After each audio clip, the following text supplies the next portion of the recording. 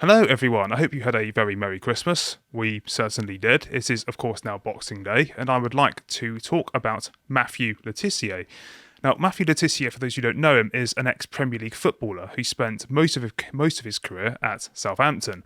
Up to a few years ago, he worked for Sky News as a pundit, and, well, he featured very frequently on Gillette's Soccer Saturday, hosted by Jeff Stelling.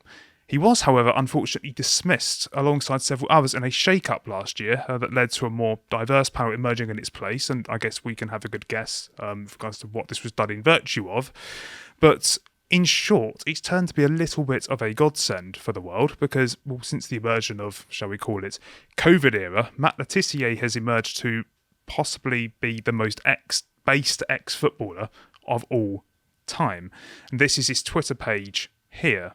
And even though I suppose the tweets that are nearest the top don't really express very much about what he has been doing, if we actually proceed to see some of these tweets which I have isolated that Matthew Le Tissier has put in circulation. This is the one about mass testing, which was the Together campaign, who are against mandating COVID passes and stuff like that. Yeah, that's absolutely right. And if we proceed to the next one, he actually talks about this document about the Great Reset, which came about. And I'd be very, very surprised if any professional footballer or ex-footballer had even heard really about the Great Reset.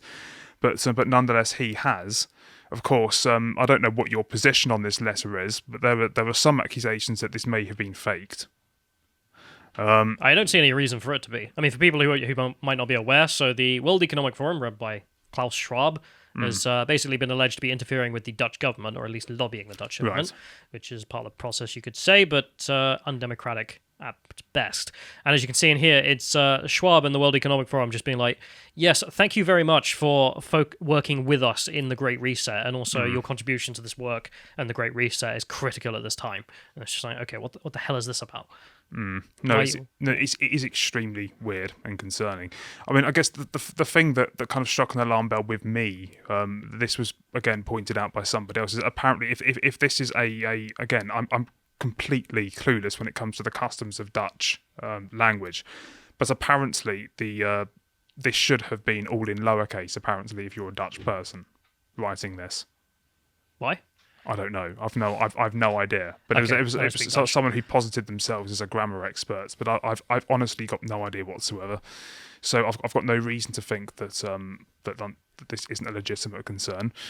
But anyway, if we proceed to the next one, you can see Matthew Le Tissier, of course, protesting the very idea of vaccine mandates.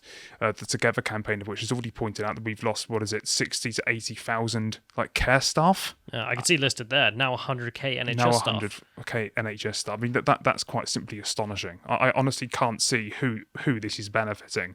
I mean it isn't as if hospitals are only for treating COVID patients, is it? That's one opinion on how a health service should work.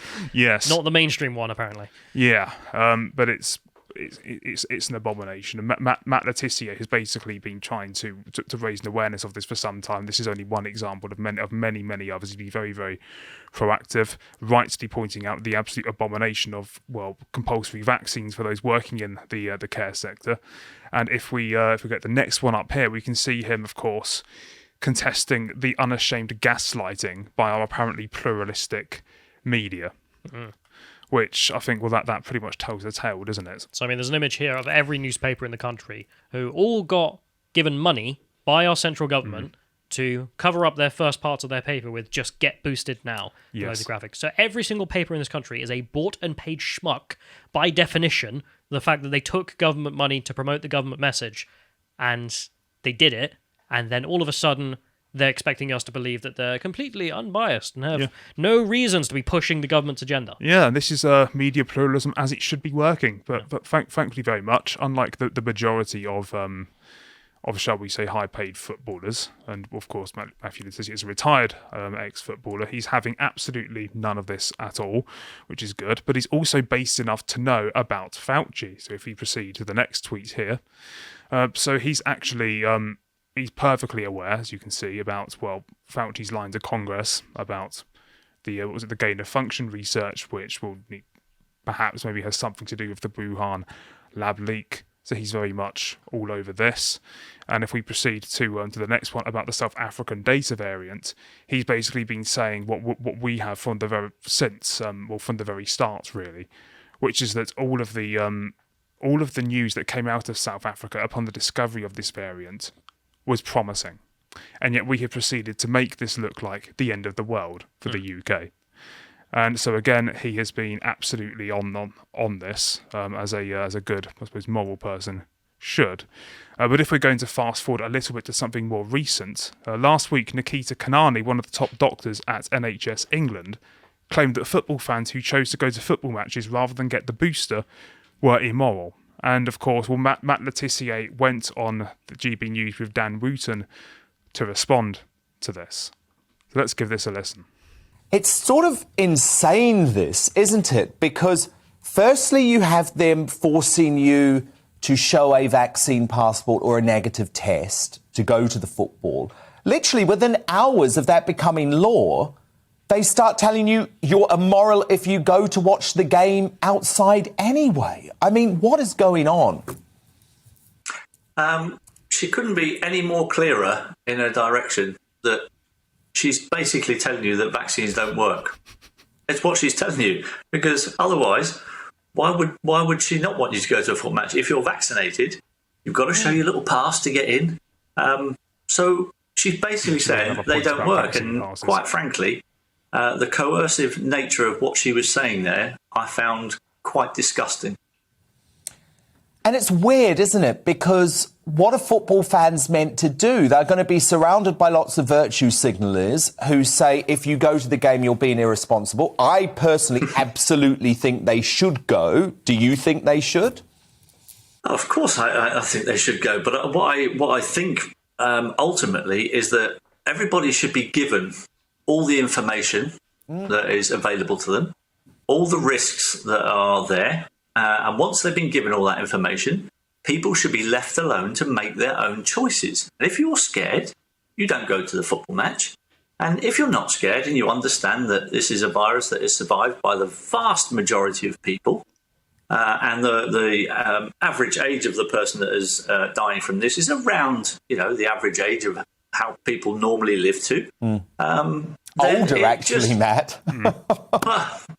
I know, but it's just bizarre. It's just a bizarre world we're living in. Yeah, I mean, unfortunately, a lot of football matches have proceeded to be cancelled as a result of the virus spreading among the players. They're also a great vector for finding, as he says, the kind of people who are like, oh, I'm so scared about the virus. And then you all see them, like Piers Morgan, for example, who at the football, as soon as it opens, it's like, are you though, Piers? Are you? And the answer's no. Yeah. He's assessed the risks and thought that it's fine. But as you can imagine, despite the fact that he's espoused, I think, perfectly a perfectly reasonable position on the matter of keeping the football industry going and keeping the supporters happy and be able to attend matches, Gary Lineker has, of course, took issue with this and will hit back on a tweet about the flu that Matt Le Tissier, submitted. So if we scroll down, we can actually see the tweet in question. It's quite... Here we are. So Matt Le Tissier says, why didn't we ever try this hard to defeat flu? It has a similar fatality rate to COVID and actually affects younger people more. Answers on a postcard. And of course, Gary Lineker answers, yes, Matt, but why didn't someone come up with a flu vaccine? They do every year. And yes. then, you know what we do? We don't lock everything down. Yes, and we don't introduce, health passports for the flu, nor impose restrictions on those who have had the flu, nor shut down the entire economy because of the flu, or make such a strident effort to stop people from catching the flu in the first place. There is absolutely no comparison that can possibly be made. So sorry, Gary Lineker, as well packaged as that answer might be to your entertainment, you are a moron.